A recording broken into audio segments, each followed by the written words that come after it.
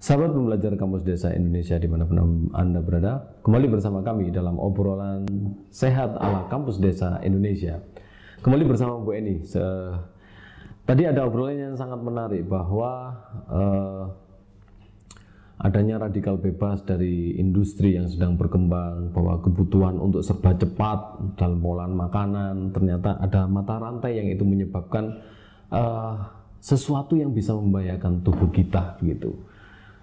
Salah satu yang bisa untuk kita gunakan, kita pakai untuk menetralisir, mendetoksifikasi dari zat-zat kimia atau radikal bebas yang ada di sekitar kita, yaitu adalah dengan kelor dan tanaman lainnya. Saya menjadi tertarik, takarannya yang aman atau bagaimana cara konsumsinya itu gimana sih Bu? Saya sebagai orang yang awam, saya taunya makanan tok ya. Gimana Bu? Yang aman untuk itu. Ngeri juga tadi tulang yang retak biasa. Jadi begini, saya sampai mengajak berpikir masyarakat itu begini. Coba diamati, saya bilang. Coba diamati apakah keluhan linu seringkali diidentikan dengan kekurangan kalsium. Kemudian misalnya bungkuk, misalnya kemudian kesulitan untuk berjalan pada usia senja. Saya ajak berpikir apakah itu terjadi pada menengah ke bawah ataukah juga mereka yang tingkat orang kaya. Nah, itu saya kira monggo dipirsani, kaya pun begitu. Jadi banyak misalnya di perumahan orang kaya, misalnya nenek, kakek yang sudah sepuh pakai kursi roda, tidak kuat berjalan, terbungkuk-bungkuk. Dari situ sebenarnya kan kemudian begini, apakah mereka tidak mampu untuk membeli susu kaya kalsium? Ataukah kemudian mengkonsumsi makanan-makanan kaya kalsium? Dalam keilmuan saya yang tadi, background saya yang kimia lingkungan yang tadi, bahwa di sana ketika terjadi adanya senyawaan sintetik yang tidak baik, yang senyawaan sintetik berada di tubuh kita, saya sampaikan semuanya tidak akan baik, sintetik ya, tidak baik, semua sintetik masuk ke tubuh kita tidak baik. Nah, dia akan mengganggu proses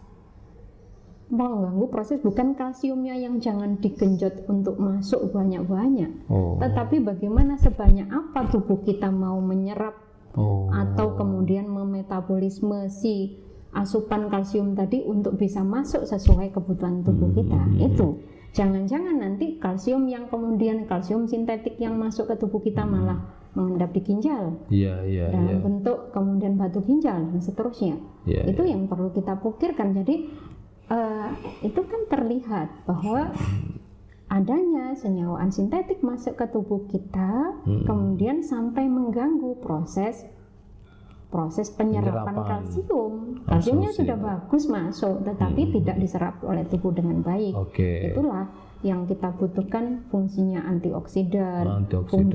Fungsinya namanya klorofil, itu sangat kita butuhkan untuk mengembalikan fungsi, mengeluarkan dulu yang tidak baik tadi supaya tubuh kita bisa berfungsi dengan baik. Nutrisi baru dibaca dengan baik, diserap dengan baik.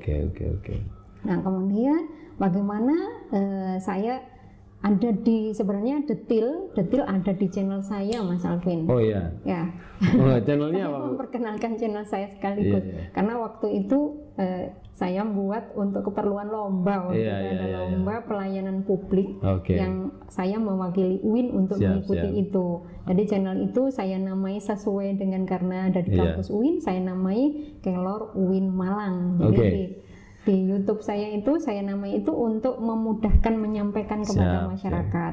Nah, di situ saya sampaikan bahwa hindari pemanasan untuk ambil manfaatnya sebagai obat, sebagai obat.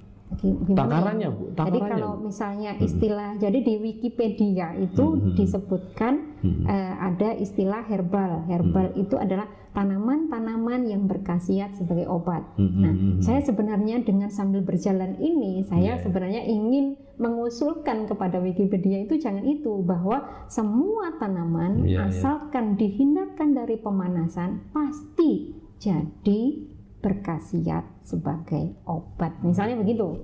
Saya kepinginnya meralat itu karena ternyata kan tidak hanya pada kelor, semua, hampir semua yang kita konsumsi, mau bayam kah, kangkung kah, kalau kita konsumsi saat mentah, dia sangat bisa mendetok. Mentah ada syaratnya, juga harus bersih. Bersih. Ya. Kalau mentah nanti nggak bersih, ada yang unik lagi nanti di sana itu Mas Alvin. Apa itu? Nah, ini yang tadi saya lanjutkan dulu untuk yang dosisnya si kelor.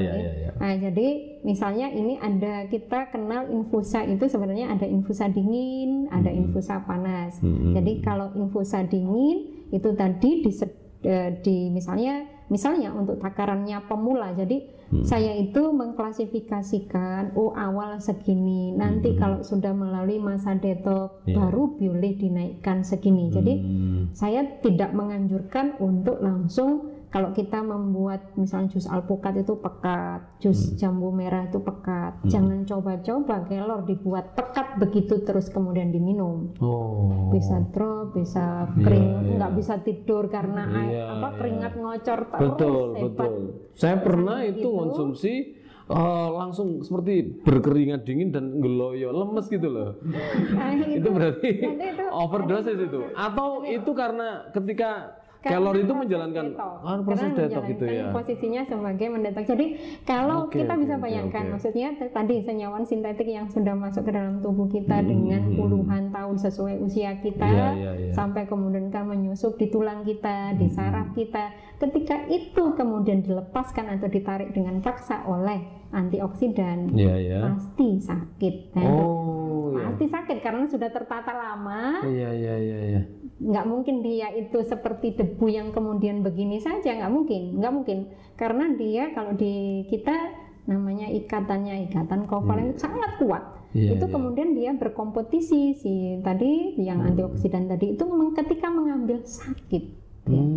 Itu sakit. Nah, sakit kita itu tadi tapi begini, masyarakat supaya tidak kemudian justru menyampaikan bahwa kok tambah cari sakit. Misalnya begitu. Jangan seperti itu, karena terjadi pada 20%. Kalau saya kira-kira gitu ya, kayak saya hitung kayak angket misalnya tiap saya datang di komunitas itu sekitar kurang lebih 20% komunitas itu mengalami yang tidak nyaman. Apakah mereka yang tidak mengalami itu tetap mengalami perbaikan kesehatan? Tetap. Cuman yang tidak enak tadi itu. Berarti saking nemennya ya. tidak enak. Lemak-lemak ini ngeri. Jadi lemak membandel. Membersihkan lemak membandel. Jadi yang tadi detoknya, rupa-rupa detok yang tidak nyaman itu ada yang sangat banyak adalah diare. Tapi diarenya juga khas. Kemudian ada muntah. Mual. Jadi mual itu nggak keluar tapi cuman mual. Kemudian ada yang seperti perut penuh atau begah. Kemudian ada yang kebalikannya, bukan diare tapi justru sembelit luar biasa. Kemudian ada yang demam. Kemudian ada yang tadi itu ngergesi alias mereteli awas itu. Kira-kira mungkin susuknya banyak. Saya jadi ingat bahwa ada mitos gitu kan, ada mitos di masyarakat itu ketika masang macem-macem itu kan, punya jimat atau punya apa, ketika susah meninggalnya dipakai kelor gitu, akhirnya rontok semuanya. Itu detoksifikasi juga ternyata ya. Ternyata tidak hanya mitos, dan ini beneran ini. Apa yang ditanam tadi itu beneran yang sampai tingkat tulang, berarti penanamannya sudah. Penanamnya susuknya itu sudah sampai tulang, berarti itu beneran. Suatu saat kayaknya kita menarik untuk bicara terkait itu, mendiskusikan khusus bagaimana sebenarnya ilmu-ilmu Jawa atau itu ketika diinstal dalam tubuh, terus bagaimana peluruannya lewat peluruan pakai apa namanya, pakai toksin yang kelor salah satunya di masyarakat itu kan berkembang, ada tanaman bidara dan lain-lain itu. Ini menarik sekali. Tapi memang kalau di kimia yang tadi saya sebutkan bahwa ketika ada yang keracunan di laboratorium, waktu awal itu langsung diberikan senyawaan yang bisa mengambil, tapi dengan cara muntahnya nanti luar biasa setelah diberikan itu, sehingga memang harus ada pengawasan. Dan ini mungkin tidak lazim jadi P3K di kimia itu bukan kemudian nanti isinya adalah seperti yang tergores, bukan hanya itu, maksudnya harus ada kalau standarnya yang standar keamanan gitu ya. Jadi untuk takaran saji yang pas itu gimana? Kita kembali ke takaran saji. Tadi yang infusa ada infusa dingin, ada infusa panas. Kalau infusa dingin cukup diseduh pakai air dingin, kemudian masukkan di dalam kulkas karena nanti didiamkan 10 jam sampai 12 jam. Jadi bikin malam hari untuk konsumsi pagi hari misalnya begitu. Dia akan mengekstrak pelan-pelan. Jadi kalau di lab bahasanya maserasi atau perendaman. Dengan direndam itu nanti kemudian ada bagian yang lari ke dalam air. Lari ke itu untuk infusa dingin. Jadi cukup lama durasi waktunya yang dibutuhkan. Satunya lagi itu kalau yang di YouTube saya tadi itu channelnya Kelor Win Malang. Nah itu infusa panas. Jadi bahan-bahan dimasukkan ke dalam wadah kaca atau toples, tidak terbatas pada kelor. Jadi untuk rasa untuk kadang saya memberikannya untuk anak-anak supaya disukai, saya kasih teh celup melati misalnya begitu supaya mereka dianggap sebagai teh misalnya begitu ya. Nah itu kemudian kelornya misalnya 1 genggam ya, 1 genggam kelor, kemudian air panasnya 3 gelas. Air panasnya pun kalau di lab sebenarnya sekitar 70 derajat Celcius. Jadi habis kompor dimatikan, diamkan dulu, kemudian baru dituang. Tuang tutup rapat. Jadi enggak kompornya dibiarkan mendidih terus enggak. Bukan. Jadi maksudnya ini didihkan sampai kan airnya sampai mendidih kan, karena kita butuh airnya sampai masak gitu. Tapi kemudian dimatikan, diamkan beberapa saat, atau kalau punya termos pakai air termos misalnya begitu. Kemudian dituang. Nanti dituang, ditunggu, ditutup rapat. Jadi ditutup rapat ini jadi di keilmuan kimia ketika kita memasak bumbu ya, misalnya masak bumbu, tumis bumbu sampai harum misalnya gitu. Ketika kita mencium aroma harum itu sebenarnya adalah senyawaan dari yang kita masak tadi itu keluar. Nah, kalau keluar terus kemudian khasiatnya kemana? Nah ini, jadi kalau tadi yang dituang sebenarnya ditutup rapat supaya tidak ikut menguap yang berkhasiat. Karena kita begini, kita tidak tahu bagian mana yang kita butuhkan sehingga kita ingin memastikan semuanya. Bu, saya tanya, ketika kelor tadi dimasukkan pada yang panas itu kan saya pernah mendengar dan tahu bahwa itu kelor yang segar atau kelor yang telah dikeringkan. Semuanya baik, semuanya bisa berlaku. Kalau kemudian ada pertanyaan juga, apakah yang empuk atau yang pucuk-pucuk, ataukah semuanya yang tua-tua? Saya bilang. Kalau katutan batangnya kadang-kadang enggak. Di kimia itu boleh dikasih dikasih simbol hemat banget gitu. Jadi kesehatannya hemat banget. Karena kenapa? Karena mohon maaf. Jadi kalau misalnya, mohon maaf. Jadi ada misalnya yang mereka menganjurkan makan buah-buahan dalam jumlah banyak, kemudian menjadi kesehatan. Jadi kadang kita berpikirnya ya masya Allah ya subhanallah itu Allah yang menciptakan begitu rupa. Nah, yang pelajaran berikutnya adalah bahwa antioksidan pada daun sangat berkali-kali lipat tingginya dibandingkan pada buah. Jadi untuk mereka yang tidak kuat beli buah, karena saya ketika menyampaikan cukup makan rambanan. Betul. Jadi pernah saya cocok untuk fakir miskin seperti saya ini.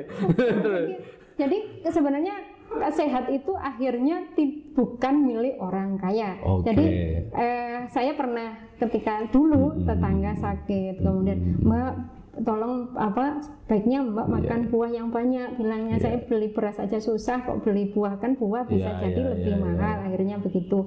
Nah ternyata dengan begini kalau misalnya sirsa ya nggak kuat beli sirsa, daunnya kan gratis di pinggir jalan minta misalnya begitu. Nah itu pada daun jauh lebih tinggi. Nah, tetapi karena saking tingginya atau antioksidannya saking kuatnya, maka perlu ada hati-hati dalam jumlahnya tadi yang dikonsumsi, tidak sepekat tadi pada buahnya. Jadi kalau alpukat kita makan alpukat sampai jusnya itu sampai pekat, enak. Tetapi kalau daun alpukat jangan coba-coba dibuat sepekat itu. Cukup 1 lembar, cukup 3 lembar kita infusa. Nah, jadi kalau air putih kita, mereka yang punya keluhan sakit, kemudian tidak nunggu sakit juga itu sangat disarankan. Air putihnya diganti semuanya dengan model infusa, hanya daun begitu saja, sudah menjadi air alkali yang sangat baik untuk kesehatan. Nggak usah beli produk-produk yang mahal-mahal itu. Oke. Menarik sekali. Terkait dengan ini, Bu. Bagi orang kota itu kan, kalau orang desa mungkin ya banyak sekali tanaman-tanaman sekitar. Nanti bagi orang kota itu saya melihat Bu Eni sudah memproduksi ya Kelora Uin Malang ini ya. Kelora Uin Malang ada produknya ini. Bagaimana sih Bu? Ibu bercerita tentang produk yang telah Ibu bikin ini. Singkat aja Bu, ini karena waktu sudah sangat mepet sekali. Jadi waktu yang awal kita sampaikan karena di desa kita sampaikan mereka untuk buat sendiri nggak ada masalah. Berikutnya waktu pengabdian masyarakat di berikutnya kami ada di perkotaan, kebetulan di wilayah dekat UIN. Kemudian mereka menyampaikan bahwa bagaimana mau disampaikan tentang kelor, tapi padahal di perkotaan kelor tidak dijumpai, sehingga waktu itu saya kemudian membuat kapsul ya. Jadi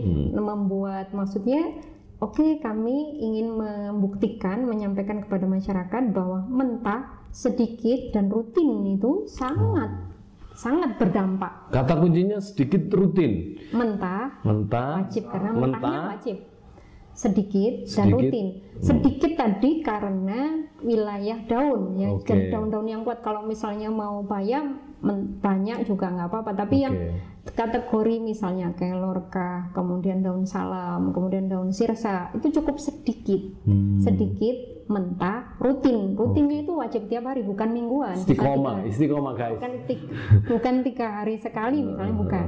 Nah, ketika itu kemudian saya harus mengajak masyarakat membuktikan bahwa sehat itu mudah, murah. Jadi kami membuat kapsul kelor yang waktu itu karena ada ajang pameran di kampus, LP2M menyarankan semua yang pengemas untuk membuat produk. Nah, kami akhirnya juga membuat produk yang untuk kelora ini kebetulan juga kami daftarkan, karena waktu itu hanya didaftarkan, jadi didaftarkan merek itu kita juga sudah daftarkan dan sudah keluar sertifikatnya untuk merek ini.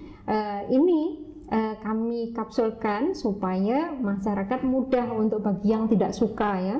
Jadi nanti kalau misalnya supaya mudah. Nah, ini kemudian ada kapsul, kemudian supaya untuk anak-anak ya. Jadi anak-anak biar menyukai juga. Jadi kalau misalnya tadi mudah seduh, kita bikin juga coklat kelor juga. Semuanya kita usahakan dalam posisi mentah masuk.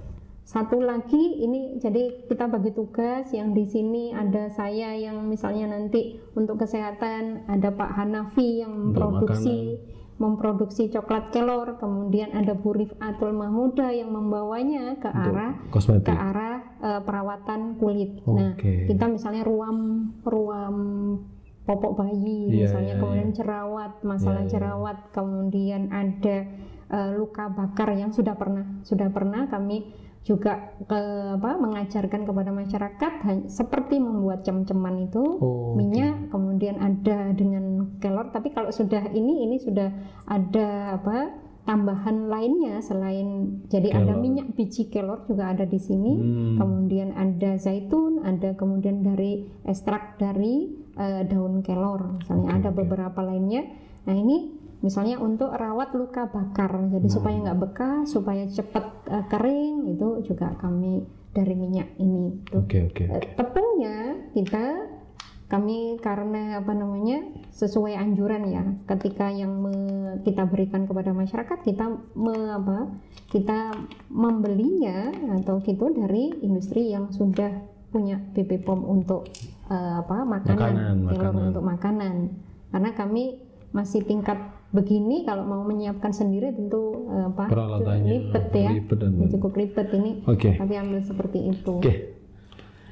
Terima kasih Bu Eni atas kesempatan yang diberikan, ngobrol banyak tentang kelor, dan semoga ini bisa memberikan manfaat kepada masyarakat dalam situasi dan kondisi seperti ini, terutama di situasi pandemi, bahwa kesehatan kita atau imunitas kita menjadi aspek yang sangat penting sekali untuk menjadi modal kita menjalani kehidupan di masa yang tidak menentu ini. Dan dengan adanya kelor ini menjadi salah satu alternatif kita sebagai sang urip lah, atau bukan hanya kelor yang bentuk kemasan, tumbuhan-tumbuhan yang ada di sekitar kita ketika dikonsumsi dengan cara yang tepat, dengan dosis yang tepat, dengan cara yang tadi itu sedikit, mentah dan teratur. Itu kan itu yang susah, rutin istiqomah afdhal min alfi karomah gitu kan kata orang-orang santri itu, bahwa kita sebenarnya untuk sehat itu ternyata bisa murah. Yang penting kita jaga niat kita konsumsi, kita manfaatkan apa yang dihadirkan Tuhan di lingkungan kita, dan insya Allah dengan ikhtiar sehat kita semuanya akan diberikan kesehatan yang paripurna, usianya panjang begitu kan. Kalau enggak itu paling tidak diberi kemanfaatan dan keberkahan yang panjang juga begitu. Bu Eni tetap sehat untuk meneliti terkait dengan daun-daun yang dihadirkan Tuhan di sekitar kita untuk bisa memberikan manfaat kepada masyarakat. Menambahkan boleh Mas Alvin? Monggo. Sedikit untuk saya sengaja aktif di misalnya di Facebook itu menyampaikan hal-hal seperti ini, kemudian masuk di grup-grup Facebook itu saya sengaja. Ya bismillah Mas Alvin ya. Saya ingat waktu itu pesannya Yai Hamzawi waktu itu. Jadi kami ada grup WA yang ada Prof Mufidah, kemudian ada Yai Hamzawi, ada juga Ibu Prof Imam yang juga memberikan masukan tentang tanaman toga. Itu alhamdulillah aktif sampai sekarang. Jadi sampai ada 2 grup WA penuh, 1 kemudian 2. Berikutnya kami sampaikan kepada masyarakat Malang Malang Raya. Saya sampaikan. Jadi jika masyarakat ingin membuktikan apa yang kami sampaikan, yang punya keluhan kesehatan, saya sampaikan untuk mendapatkan free tester di lab Kimia UIN Malang, nanti bisa menghubungi. Kemudian di Facebook itu saya juga kemarin karena WA grup penuh, kemudian saya membuat grup Facebook, kita namanya adalah Sehat Alami Kelora UIN Malang. Nanti bisa dicari, masyarakat bisa berkonsultasi. Tidak hanya saya, ada teman-teman dari Food Combining Indonesia di sana yang ikut memberikan masukan bahwa apa tadi yang saya sampaikan dari sekitar, tidak harus kelor. Kelor ini hanya salah satu jalan saya ingin membuktikan kepada masyarakat kalau mentah, sedikit dan rutin sangat memberikan efek signifikan ke dalam kesehatan kita. Terima kasih Bu Eni. Sekali lagi terima kasih, dan semoga obrolan kita yang sangat singkat ini bisa memberikan manfaat kepada masyarakat, dan masyarakat memiliki sebuah kesadaran bahwa untuk sehat nggak usah jauh-jauh, nggak usah mahal-mahal. Di dekat kita, di lingkungan kita mau sehat, murah, tapi kuncinya tadi ada 3. Yang penting adalah sedikit, mentah, dan istiqomah, teratur begitu. Saya kira cukup sekian sahabat pembelajar Kampus Desa Indonesia, dan semoga kita semuanya tetap sehat, dan semoga Indonesia cepat segera pulih, cepat segera bisa memberikan keceriaan, suasana yang ceria di situasi yang seperti ini. Sekian, Assalamualaikum warahmatullahi wabarakatuh. Waalaikumsalam warahmatullahi wabarakatuh.